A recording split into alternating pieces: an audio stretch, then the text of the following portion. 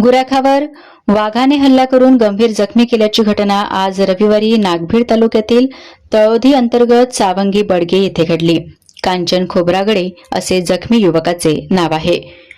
कांचन खोब्रागडे हे नेहमीप्रमाणे स्वतःचे म्हैस बैल घेऊन जंगल परिसरात जात असताना गोसेखुर्द कालव्याजवळ दबाव असलेल्या पट्टेदार वाघाने त्यांच्यावर हल्ला करून फरफडत नेले।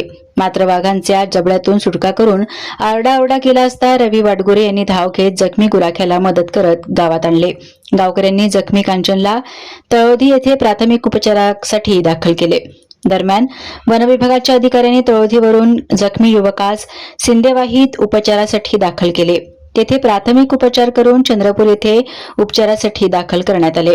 यापूर्वीही या परिसरात वाघाच्या हल्ल्यात अनेक गुरेढोरे ठार झाल्याची घटना घडल्याची माहिती गावकऱ्यांनी दिली।